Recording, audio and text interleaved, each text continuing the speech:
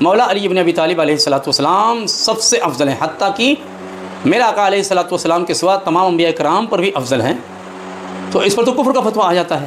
بالکل کفر کا فتویٰ آ جائے گا۔ سب سے پہلے بریلوی ابھی تفضیلی پہ فتویٰ دیتے تھے گمراہیت کا، رافضیوں کے چھوٹے بھائی کا، اس کے اوپر تو کفر کا فتویٰ دیا ہے۔ تو بھائی اس آیت کی روشنی میں تو ہم کو تو یہ جب اگر کیا مولا پر کسی کو فوقیت دینا، جی چونکہ مولا نفس پیغمبر ہے، یہاں نفس کا معنی عینیت ہے، جی جیسے کہ خود مولانا احمد رضا خان کے والد گرامی فرماتے ایک روح، اصل تو روح ہی ہے نا، جی روح، تو روح کے تعلق سے خود مولانا احمد رضا خان کے والد گرامی کہہ رہے ہیں کہ ہمارے حضرت آقا علیہ السلام مولا علی یہ ایک روح دو قالب ہیں، عینیت کو بھی قول کرو۔ تو اب رسول اللہ کی شخصیت پر، یعنی مولا کی شخصیت پر کسی کو فضیلت دینا بعینہ رسول اللہ پر فضیلت دینا ہے۔ حضرات گرامی السلام علیکم ورحمۃ اللہ وبرکاتہ۔ عزیزان گرامی، آج پھر ہم آپ کی خدمت میں حاضر ہیں اپنے معزز مہمان سابق ارشد رضا موجودہ ارشد علی مولائی کے ساتھ۔ میں ان کا بہت ہی ممنون متشکر ہوں کہ آپ نے مزید وقت عنایت فرمایا، آپ کا بہت بہت شکریہ۔ السلام علیکم ورحمۃ اللہ۔ وعلیکم السلام ورحمۃ اللہ وبرکاتہ۔ جی ارشد بھائی، تو پچھلی ویڈیو میں بات یہاں تک پہنچی تھی کہ دیکھیے اور دیگر صحابہ کرام کا ذکر، مثلا شیخین کا، حضرت عثمان ذوالنورین کا ذکر، ان کے جو القاب ہیں، مثلا حضرت ابوبکر کا نام صدیق کے ساتھ، حضرت عمر رضی اللہ تعالیٰ عنہ کو فاروق اعظم کے ساتھ، حضرت عثمان کو ذوالنورین کے ساتھ یاد کیا جاتا ہے، لیکن مولا کا جب ذکر ہوتا ہے تو صرف حضرت علی، یہی گفتگو۔ اچھا، حالانکہ دیکھیے جو اپنے بزرگ ہیں جن سے گہری عقیدت ہو جائے تو کوئی کسی کو اعلیٰ حضرت بنا دیتا ہے، کوئی کسی کو اعلیٰ حضرت، حالانکہ وہ موجودہ زمانے میں نہیں ہے۔ اب جیسے کبھی یہ سوال ہوتا ہے کہ بھائی اعلیٰ حضرت اس زمانے میں تو نہیں ہے، جب اس زمانے میں ہے نہیں تو اس زمانے کے اعلیٰ حضرت کیسے ہے؟ نہیں ٹھیک ہے، وہ اپنے زمانے میں اعلیٰ حضرت تھے، آج اعلیٰ حضرت کہنے کی وجہ کیا ہے؟ تو یہ کہا جاتا ہے چونکہ ان کے بعد اور آج تک علم کے میدان میں ان کے پائے کا کوئی پیدا نہیں ہوا، لہذا ان کا جو اعلیٰ حضرت کا ایک لقب ہے گویا ابھی ان کو انہی پر موقوف ہے، کوئی اور اس کا مستحق ہو نہیں سکا، تو گویا ان کی جو اعلیٰ حضرت ہیں آج ان کا زمانہ آج بھی اگرچہ اس زمانے میں موجود نہیں ہے۔ جی تو سوال یہ پیدا ہوتا ہے کہ اگر اس وجہ سے آج کے اس زمانے میں اعلیٰ حضرت مولانا احمد رضا خان کو بقول ان کے کہ ان کے پائے کا کوئی پیدا نہیں ہوا، لہذا آج بھی یہ زمانہ انہی کا زمانہ، آواز کے حضرت بھی وہی اعلیٰ حضرت ہیں، تو پھر یہ سوال پیدا ہوتا ہے کہ کیا مولا علی کے زمانے سے لے کر اور آج تک کوئی مولا علی کے پائے کا پیدا ہوا ہے؟ نہیں، نہ پیدا ہوگا، جی نہ پیدا ہوگا۔ شاید ہمارے بریلوی بھائی جو ہیں، بریلوی مولوی صاحبان اس ہمارے ساتھ اتفاق کریں اس سلسلے میں، وہ بھی شاید ان کا عقیدہ یہ نہیں ہے کہ مولا کے بعد علمی اعتبار سے اس پائے کا کوئی پیدا ہوا ہو۔ تو جو مولا کے زمانے، ظاہری زمانے سے لے کر آج تک مولا علی کے علم کا کوئی پیدا نہیں ہوا، علمی اعتبار سے آپ کے پائے کا کوئی عالم نہیں پیدا ہوا، تو مولا کی بھی تو اعلیت آج تک برقرار ہے۔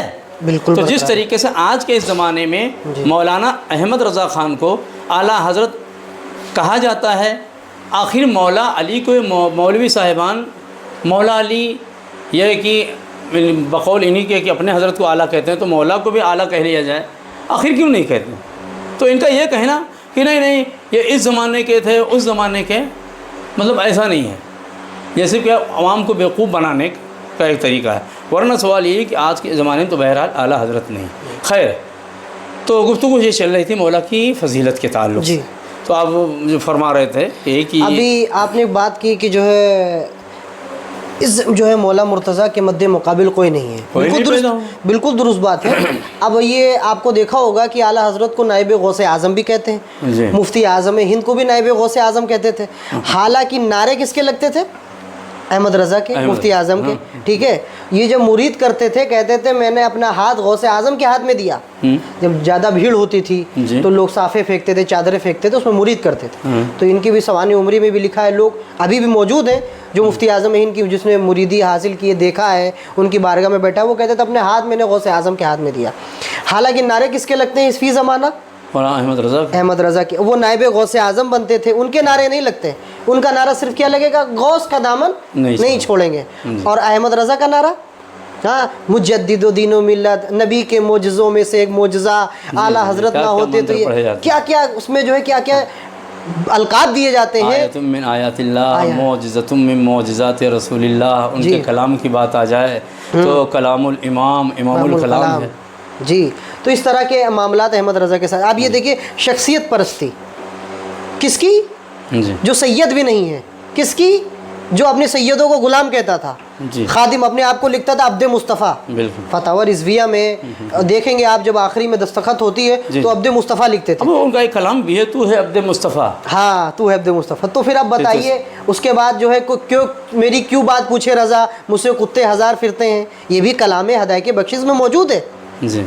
अब बताओ, अपने आप को इतनी आजिज़ी गुलाम कहते थे, आज लोगों ने क्या कर दिया, उन्हीं को आका बना दिया है।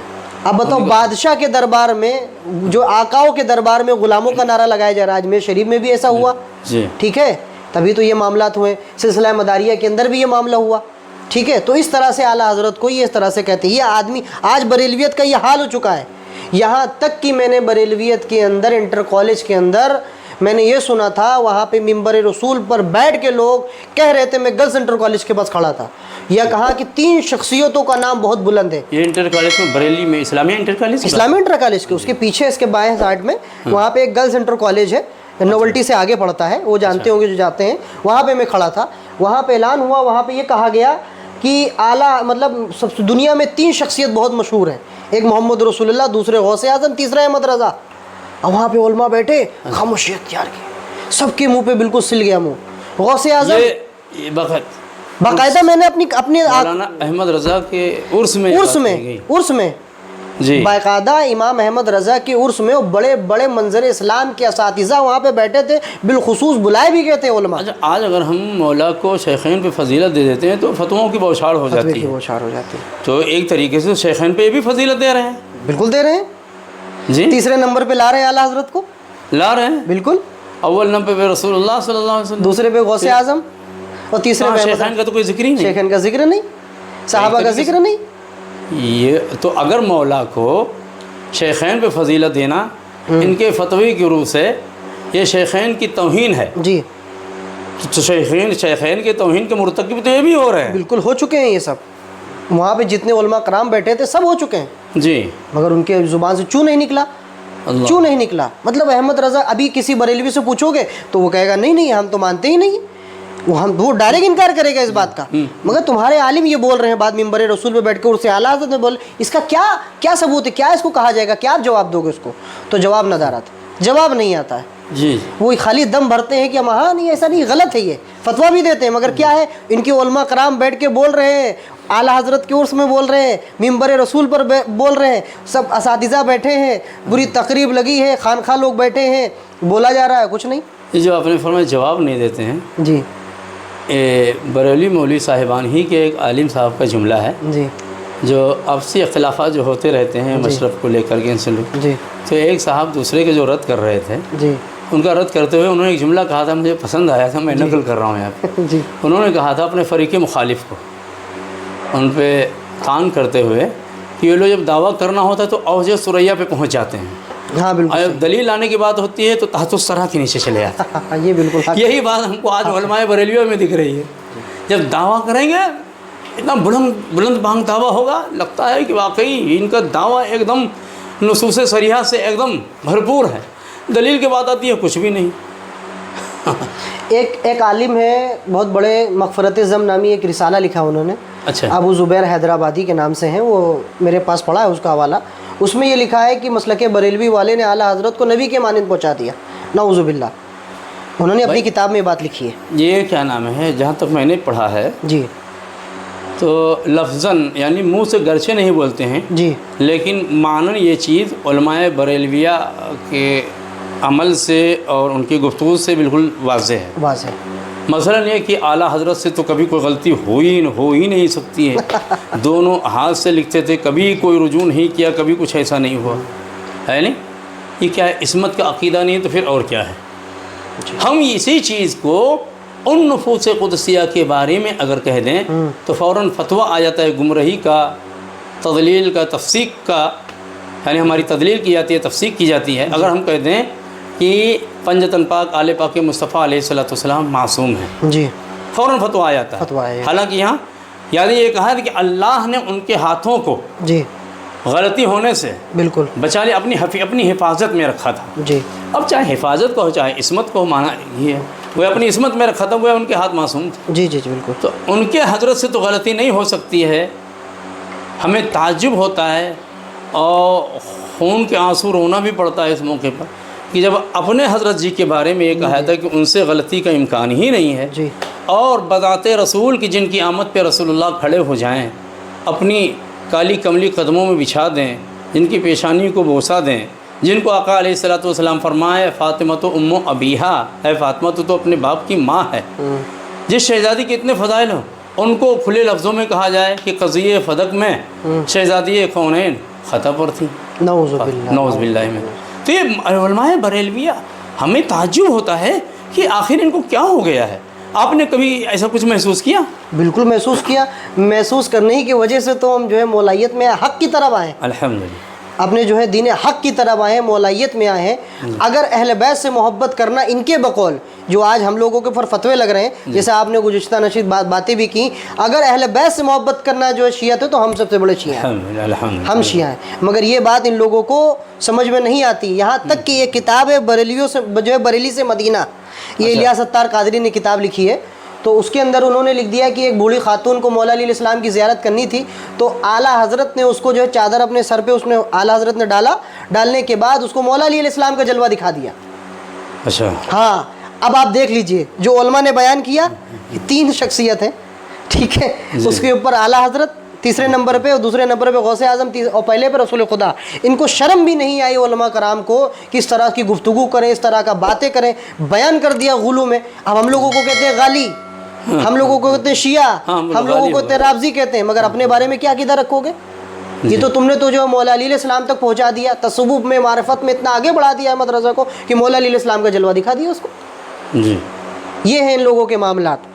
تو اب آپ نے ایک گزشتہ سوال آپ نے مجھ سے اور پوچھا تھا، یہ کہا تھا کہ آپ نے کہ مولا علیہ السلام کے ان کے القابات کو نوازتے ہیں، ان کے القابات کو بولتے ہیں، بس حضرت کے ساتھ ہی خاص کرتے ہیں۔ بالکل، مگر حالانکہ میں نے گزشتہ وقت میں آپ کو پچھلی نشست میں کہا تھا کہ رسول خدا نے مولا کے لیے الفاظ کہے، صدیق اکبر، فاروق اعظم، اور ان کے لیے جو الفاظ آئے ہیں وہ سب کے سب موضوع ہیں، کیونکہ امام جوزی نے الموضوعات کے اندر یہ تینوں القابات کے لیے کہا یہ موضوع ہیں۔ جی اگر وہ کسی کو اسکین چاہیے ہوگا تو میں انشاءاللہ وہ اسکین بھی آپ کے جو ہے ویڈیو پہ دے دوں گا۔ تو نہیں کہتے ہیں کہ ہمارے لیے کتب اعلیٰ حضرت ہی کافی ہیں اور بس، ورنہ اگر آدمی آگے جائے گا تو پھر یہ حقائق سامنے آئیں گے، بالکل آئیں گے، حقائق سامنے آئیں گے تو ایسے بریلوی سے طائب ہوگا جیسے کہ معاشمہ۔ جی بالکل بالکل، یہی وجہ تو نہیں ہے، بالکل یہ وجہ اعلیٰ حضرت ہی کو سب کچھ سمجھا جا رہا ہے، بالکل تاکہ آدمی نہ کچھ پڑھے نہ کوئی سوال کرنے کا اسے موقع۔ اب کیا فرق رہ گیا؟ دیوبندیوں نے، رشید احمد گنگوئی نے اپنی کتاب تذکرۃ الرشید ان کے سوانح عمری پر لکھی گئی ہے، اس میں لکھا کہ جو ہے اتباع جنت موقوف ہے میری اتباع پر، اللہ نے مجھ سے وعدہ فرمایا میری زبان سے حق نکالے گا، حق ہی نکالے گا، اور جو میں بتا دوں گا وہی ہوگا، وہی ہو۔ تو اب یہ خدائی کا دعویٰ اور غلطی ہو نہیں سکتی، اپنے منہ سے خود عصمت کا قول کرنا، اور یہی احمد رضا کے لیے بھی آیا ہے۔ جی احکام شریعت میں یہ لکھا ہے کہ اعلیٰ حضرت خطا کر سے نقطے برابر خطا کریں، اس سے یہ محفوظ ہیں، کر نہیں سکتے، اعلیٰ حضرت کے نقش قدم پر نہ ہو وہ کافر ہے، نعوذ باللہ۔ یہ بھی لکھا ہے اعلیٰ حضرت خطا نہیں کر سکتے، اعلیٰ حضرت کی جو ہے نقطہ برابر بھی خطا کرے، نقطہ برابر بھی خطا کرے، وہ اعلیٰ حضرت سے ممکن ہی نہیں کہ اعلیٰ حضرت نقطہ برابر خطا کر سکیں۔ اتنا غلو والا عقیدہ۔ دیوبندی اور بریلوی میں کیا فرق ہے؟ جی وہ بھی کہہ رہے ہیں میری اتباع کرو، مجھ سے خطا نہیں ہو سکتی۔ ہمیں اس وقت تو کوئی فرق نظر نہیں آتا ہے، جی اس لیے ہم کافی زمانے سے، ایک طویل عرصے سے کہہ رہے ہیں کہ موجودہ بریلیت مکمل طور پہ وہابیت کی ڈگر پہ، بالکل ڈگر ہے اب بھی، کیونکہ یہ اگر یہ دیکھو بریلویت بھی جو ہے اہل بیت کا دم بھرتا ہے ماننے کا، دیوبندی بھی دم بھرتے ہیں ماننے کا، غیر مقلد وہابی طبقے کے لوگ بھی دم بھرتے ہیں کہ ہم اہل بیت کو مانتے ہیں۔ ان کی محبت بریلوی کی محبت میں کیا فرق ہے؟ سب ایک جیسی نظر نہیں آتا۔ خالی زبانی دعویٰ تو کافی نہیں ہوتا ہے، جی بھائی دعویٰ کرتے ہو تو اس کے کچھ دلائل بھی تو ہونے چاہیے۔ مثلا کیا کہیں مولانا اشرف علی تھانوی صاحب ہوں یا اسماعیل دہلوی ہوں، رشید احمد گنگوئی، ہمیں تو نہیں لگتا کہ کسی کتاب میں انہوں نے لکھا ہو کہ ہم رسول اللہ سے محبت نہیں کرتے ہیں، بلکہ ان کو پڑھو تو لگے گا کہ یہی عشق رسول ہے۔ بالکل، وہ بھی تو عشق رسالت کا دعویٰ کرتے، تو کیا بریلوی حضرات دریابنا کے اس عشق رسالت کے دعوے کو مان لیتے ہیں؟ نہیں مانتے. تو ہم بھائی مکتبہ بریلویہ کے علماء کے دعوے محبت اہل بیت کو کیسے تسلیم کر لیں؟ بھائی دلائل دینے ہوں گے نا. ہمیں تو کوئی بھی دلیل ان کے پاس نظر نہیں آتی. عشق اہل بیت کا دعویٰ کریں گے اور جب اہل بیت کی فضیلت کو بیان کیا جائے تو کلیجے پہ سانپ لوٹنے لگتے ہیں. یہ عجیب محبت ہے کہ محبوب کے فضائل کو بیان کیے جائیں اور اس سے چڑ ہو. جو نفس رسول ہے، جو بالکل شبیہ رسول ہے، کہا کہ علی کا نفس ہی، علی میرا نفس ہے، ہاں علی میرے شبیہ ہے، علی میرے جیسا ہے. جی ہاں آیت مباہلہ لے لیجیے، کہا نبی جو ہے علی میرے جیسا ہے. آیت مباہلہ میں یہ چیز کو اپنے جی تو یہ بات لائے تو ایک بات ذہن میں آئی. خود مولانا احمد رضا خان کے جو والد گرامی ہیں جی علامہ نقی علی خان صاحب، ان کی 2 کتابیں ہیں، الکلام الاوضاع فی تفسیر سورہ علم نشرہ جی اس میں، اور ایک کتاب ہے سرور القلوب بذکر المحبوب. جی ان دونوں کتابوں میں آئے مباہلہ کے ضمن میں انہوں نے لکھا ہے جی کہ ہمارے حضرت یعنی آقا صلی اللہ علیہ وآلہ وسلم اور مولا علی بن ابی طالب علیہ الصلاۃ والسلام یہ دونوں کیا ہیں؟ ایک روح 2 قالب ہیں. یعنی کہ روح ایک ہی ہے 2 جسموں میں، وہ بالکل یکسانیت. یعنی انہوں نے بھی مولا کو وہی آیت مباہلہ یعنی جہاں پر نفس رسول کہا گیا ہے اسی کے ضمن میں تو آپ نے کہتے ایک روح 2 قالب، گویا نفسانیت کے آپ بھی کہہ لیں کہ مولا علی نفس پیغمبر ہیں، مولا علی بن ابی طالب علیہ السلام نفس رسول صلی اللہ علیہ وآلہ وسلم. اب ہمیں یہ چیز نہیں سمجھ میں آتی ہے.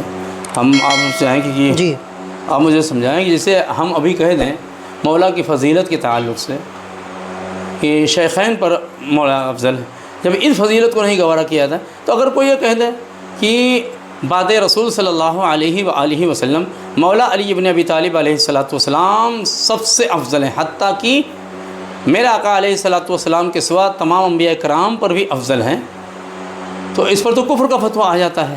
بالکل کفر کا فتویٰ آ جائے گا. سب سے پہلے بریلوی ابھی تفضیلی پہ فتویٰ دیتے تھے گمراہیت کا، رافضیوں کے چھوٹے بھائی کا اس کے اوپر تو کفر کا فتویٰ دیا ہے. تو بھائی اس آیت کی روشنی میں تو ہم خود ہی جب اگر کیا مولا پر کسی کو فوقیت دینا، جی چونکہ مولا نفس پیغمبر ہے، یہاں نفس کا معنی عینیت ہے. جی جیسے کہ خود مولانا احمد رضا خان کے والد گرامی فرماتے ایک روح، اصل تو روح ہی ہے نا، جی روح ہی اصل ہے. یہی وجہ ہے کہ جب تک جس میں روح ہے ہم اور آپ، ہم ہیں آپ ہیں، ہے کہ نہیں؟ جی کبھی ایسا نہیں دیکھا کہ کہیں کسی کا مجسمہ پڑا ہو، باڈی پڑی ہو، روح قفس عنصر سے پرواز کر گئی ہو، آپ عیادت کے لیے گئے ہو، جا کر کے اسی کہیں جناب آپ کا انتقال کیسے ہو گیا؟ اب انہیں آپ کوئی نہیں کہتا ہے، کیوں؟ روح نہیں ہے. تو پتہ کیا چلا؟ اصل روح ہے. تو روح کے تعلق سے خود مولانا احمد رضا خان کے والد گرامی کہہ رہے ہیں کہ ہمارے حضرت آقا علیہ السلام مولا علی یہ ایک روح 2 قالب ہیں. عینیت کو وہ بھی قول کر رہے ہیں. تو اب رسول اللہ کی شخصیت پر یعنی مولا کی شخصیت پر کسی کو فضیلت دینا بعین ہی رسول اللہ پر فضیلت دینا ہے. لہذا جب آپ نے مولا کو شخصیات سے گھٹا کر کے اوروں کو فضیلت دیا، گویا خود رسول اللہ پر فضیلت دی. بالکل بالکل یہی بات ہے، مگر ان لوگوں کو سمجھ میں نہیں آ رہی ہے. جی تو اس سلسلے میں آپ کا کیا؟ جی میں آپ نے جیسا ماشاءاللہ بہت اچھی بات آپ نے ذکر کر دی.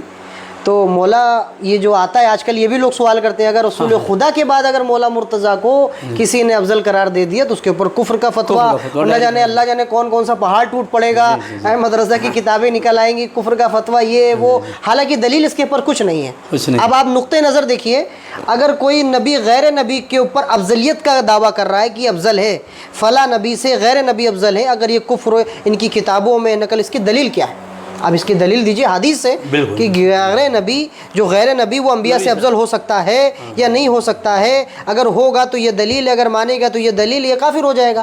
آپ نص صریح ہونی چاہیے، حدیث متواتر ہونی چاہیے، آپ اس سے ثابت کریں. مگر حالانکہ ان کے بعد دلیل نہیں ہے، صرف علماء کے اقوال ہیں. کیا ہے؟ اس سلسلے میں قرآن کی تو کوئی ایسی واضح آیت نہیں ملتی ہے کہ جس میں کہا گیا ہو کہ غیر نبی یعنی کوئی جو مقام ولایت امامت پر فائز ہو کسی نبی سے افضل نہیں ہو سکتا ہے. حالانکہ اگر دیکھا جائے تو اس کے اس بات میں مثلا حضرت موسیٰ علیہ السلام اور حضرت خضر علیہ السلام کا واقعہ کہ حضرت موسیٰ علیہ السلام نے شاگردی اختیار کیا ہے حضرت خضر علیہ السلام کی، اور شاگردی اختیار کر کے ان کے حکم کی تعمیل بھی کیا ہے. یہ نہیں کہا کہ میں تو وقت کا نبی ہوں، رسول ہوں، ہم آپ کی تعمیل کیسے کر سکتے ہیں. انہوں نے کشادہ قلبی کے ساتھ ان کے سامنے زانوِ تلمس کو طے کیا ہے اور شاگرد بھی اختیار کیا ہے.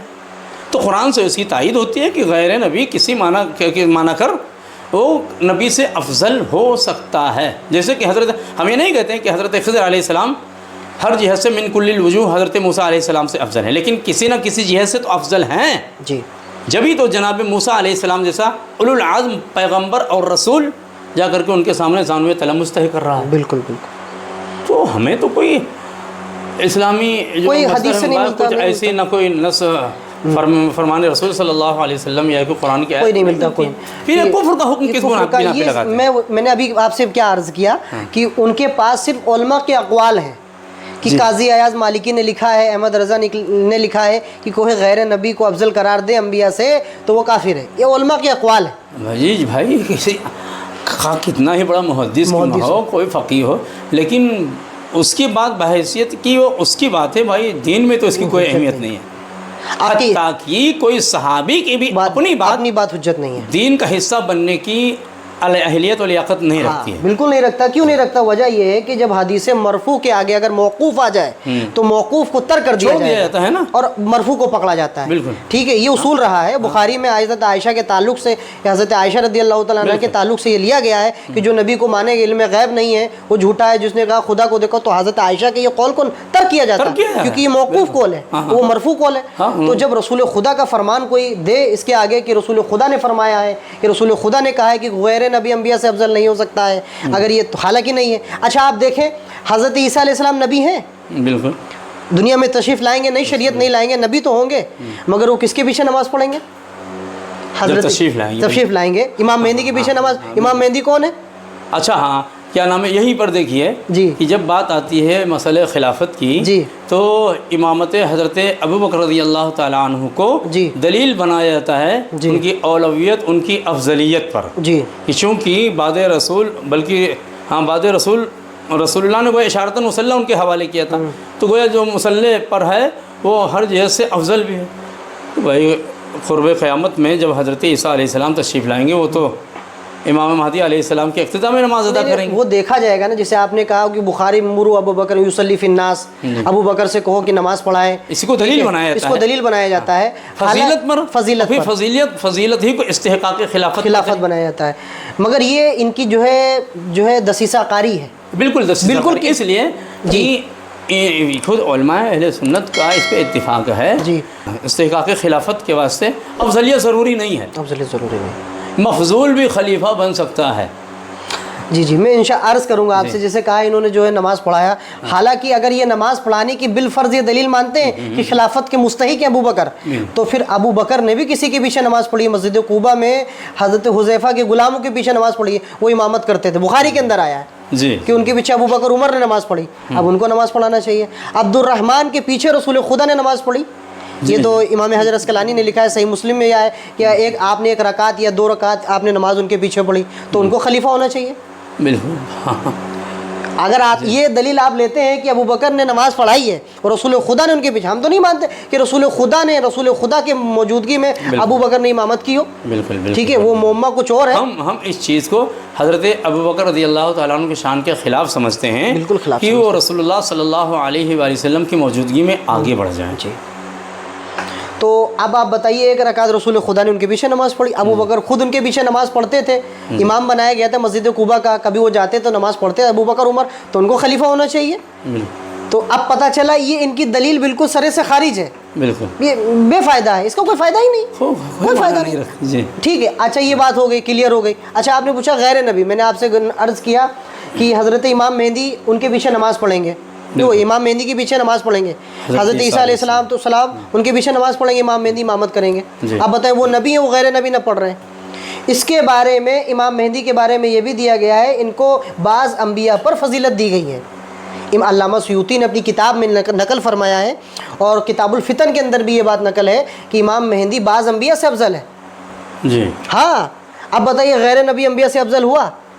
جب کہہ دیا کہ اب بعض ہی صحیح، لیکن اب ان کا وہ اصول تو ٹوٹ گیا کہ کیا غیر نبی کو نبی پر فضیلت دینا یہ کفر ہے، موجب کفر ہے. حالانکہ یہ حدیثوں میں موجود ہے. اس کا مطلب یہ ہے کہ یہ جو آج کے مولوی صاحبان پٹی پڑھانا چاہتے ہیں کہ غیر نبی کو نبی پر فضیلت دینا یہ کفر جلی ہے ان کے نزدیک. گویا یہ اہل سنت میں بھی اجماعی نہیں ہے، اتفاقی نہیں ہے. اتفاقی نہیں ہے اہل سنت کیونکہ ان کے پاس دلیل نہیں ہے نا. قرآن و حدیث سے دلیل ہونا چاہیے کہ غیر نبی انبیاء سے افضل نہیں ہو سکتا. جی ٹھیک ہے. حالانکہ حدیثوں میں مصدر تو قرآن اور قرآن ہے. رسول صلی اللہ علیہ وسلم. عقیدہ بھی ہم لوگ قرآن و حدیث سے اخذ کرتے ہیں. بالکل کرنا ہی چاہیے. کسی عالم کی ذاتی رائے اس میں شمولیت ہو جائے وہ عقیدہ نہیں بنتی، وہ ان کا اجتہاد بنتا ہے. عقیدہ ہم قرآن سے لیں گے یا تو حدیث سے لیں گے. بالکل ٹھیک ہے. تو پتہ چلا اس کے اوپر کوئی قرآن و حدیث کی دلیل نہیں ہے. امام مہدی کو افضل مانا جا رہا ہے. ہاں حضرت امام مہدی نماز پڑھا رہے ہیں، یا حضرت عیسیٰ علیہ السلام ان کے پیچھے کھڑے ہوئے. بالکل. تو کون افضل ہوا؟ ظاہر سی بات ہے. اگر ایک طرف مولوی صاحب کے فتوے کے روح سے تو حضرت امام مہدی علیہ السلام ہی افضل ہیں. اچھا ایک حدیث اور آتی ہے کہ میری امت کے علماء بنی اسرائیل کے انبیاء کے مانند ہیں. جی آپ نے سنا ہوگا میری امت کے علماء. بہت سنا. جی. اور مولوی صاحبان تو ممبر پہ آ کے بڑے فخر سے اس کو بیان کرتے تھے، لیکن میرے تعجب کی انتہا نہیں اس وقت جب اس حدیث رسول کے ذریعے، اس حدیث کے ذریعے میں نے مولا کی افضلیت پہ استدلال کرنا چاہا تو مولوی صاحبان نے کہا کہ یہ تو بے اصل ہے. تو مجھے تعجب ہو کہ یار جب تک مولوی یہ فضیلت فقط مولوی صاحبان کے حق میں جاتی تھی، جی اس سے کسی نے مولا کی افضلیت پہ استدلال نہیں کیا، تو مولوی صاحبان سینہ پھلا کے اس حدیث کو بیان کرتے تھے کہ علماء امتی کا انبیاء بنی اسرائیل گویا کہتے تھے کہ فخریہ انداز میں کہ ہم بنی اسرائیل کے کیا انبیاء کی طرح ہیں، اور اسی کو لے کر کے دس بوسی کنن بوسی نذرانے وصول کرنا کیا مولوی صاحبان کرتے تھے. لیکن جب میں نے اس حدیث کے ذریعے کہ جب ایک عام مولوی صاحب بنی اسرائیل کے نبیوں کی طرح ہیں تو ظاہر سی بات ہے مولا کا مقام و مرتبہ تو بقول مولانا احمد رضا خان کے کہ کروڑ بلند ہے آج کے مولوی سے. بالکل بالکل. اس لیے کہ مولانا احمد رضا خان نے تو خود فرعون شام معاویہ ابن ابی سفیان ہی کے تعلق سے کہا ہے کہ فرق مراتب بے شمار اور اتنے بے شمار کہ پرندہ کروڑوں برس اڑتا رہے تو مولا اور ان کے مابین جو مراتب میں فرق ہے اس مسافت کو تو نہیں طے کر سکتا ہے. تو اب آج کا مولوی تو بدرجہ اولیٰ مولا سے بہت کم ہے. تو یہ مولوی جب انبیاء بنی اسرائیل کے نبیوں کی طرح ہو سکتا ہے تو مولا اگر بنی اسرائیل کے نبیوں سے افضل ہو جائیں تو یہ کون ایسی بات ہے کہ کفر کے فتوے آنے لگے، کلیجے پہ سانپ لوٹنے لگے. بالکل بالکل. لیکن جب میں نے اس سے استدلال کرنا چاہا تو جناب جی نے کہہ دیا کہ نہیں وہ تو حدیثی بے اصل موضوع ہے. یعنی جب تک اپنی فضیلت کی بات تھی تب تک وہ حدیث سے استدلال کرتے تھے. تو ہمیں سمجھ میں نہیں آتا ہے مولوی صاحبان کو ہو کیا گیا ہے. جی اتنا پرلے درجے کا بغض ان کے اندر بھرا ہوا اہل بیت، پھر اس کے بعد کیا نام ہے کہنا کہ ہم محب اہل بیت ہم ہی ہیں. جھوٹا دعویٰ. اصل میں آپ نے ایک بات کا عرض کیا کہ آپ نے کہا موضوع حدیث ہے. میں اپنے جو ہے ناظرین جو دیکھ رہے ہیں ہمیں اور جو سن بھی رہے ہیں ان سے بھی میں آپ سے بھی بات کہوں گا کہ حدیث موضوع نہیں ہے. علامہ شریف الحکم جدی نے اپنی کتاب فتاوی شارح بخاری کے اندر اس حدیث کو صحیح قرار دیا ہے. اچھا ہاں یہ اہل سنت کیوں نہیں بیان کرتے ہیں اس کو؟ جلد نمبر 1 میں اگر وہ حوالہ ہوگا انشاءاللہ میں آپ کے پوڈ کاسٹ کے اندر وہ جو حوالہ ہوگا لگا دیں گے اسکرین پر. وہ کہا ہاں یہ حدیث صحیح ہے اور انہوں نے اس سے استدلال بھی کیا ہے کہ موضوع حدیث سے استدلال ہوتا ہے، جس کی اصل نہیں ہوتی اس سے استدلال ہوتا ہے. پتہ کیا چلا شریف الحق امجد اتنا بڑا عالم اہل سنت کا، اتنا بڑا محقق اپنے دور کا، اتنا بڑا جید گہری نظر رکھنے والا حدیثوں پہ، وہ لکھ رہا ہے یہ حدیث صحیح ہے. جی بالکل. اچھا محدث تو شارح بخاری ہیں، ظاہر سی بات ہے حدیث پر ان کی گہری نظر تھی. اب ان سے بڑے عالم دیکھ لیجئے المجدد الفسانی نے اپنے مکتوبات کے اندر یہ حدیث نقل کی ہے. اس حدیث کو نقل کرنے کے بعد استدلال کیا ہے. بھائی استدلال کس حدیث سے ہوتا ہے؟ بھائی اس تو صحیح ہوگی یا تو حسن ہوگی. بالکل. موضوع کے لیے فضائل کافی ہے، مگر اگر یہ حدیث موضوع ہوتی اس کی اصلی نہیں ہوتی اس سے استدلال کیوں کرتے؟ بالکل ہرگز نہیں. کیا پتہ چلا سب سے خود احمد رضا نے اپنی کتاب فتاوی رضویہ میں حدیث کو نقل کیا 28 میں. خود مولانا احمد رضا نے نقل کیا. مولوی صاحب بریلوی مولوی صاحب کہتے ہیں اس کی کوئی اصل نہیں ہے. تو پھر مولا کی بات آ جائے تو اصل نہیں ہے. بالکل. اب آپ دیکھیے آپ ذرا سا سوچئے کہ یہ حدیث کے تعلق سے جب مولا کا جب معاملہ کیا جائے کہ میری امت کے علماء بنی اسرائیل کے مانند ہے کہ اللہ وہ نبی نہیں ہوں گے مگر ان کے جو فضائل، ان کے جو مراتب، ان کے جو مرتبہ، کرامت، معجزہ جو ہوں گے وہ سب بنی اسرائیل کے مانند، صفات بھی بنی اسرائیل کے اللہ وہ نبی نہیں ہوں گے. اور علی کے بارے میں کیا فرمایا؟ انت منی بمنزلت ہارون من موسیٰ الا انہ لا نبی بعدی، کہ میرے بعد نبی نہیں ہوگا، سارے فضائل آپ کے، سارے کمالات آپ کے. تو آپ دیکھیے حدیث موضوع نے احمد رضا نے بھی اپنی کتاب میں لکھا ہے. حتیٰ کہ دیوبندیوں کے سب سے بڑے پیر و مرشد حاجی امداد اللہ مہاجر مکی نے شمائل امدادیہ کے اندر یہ حدیث نقل کی ہے.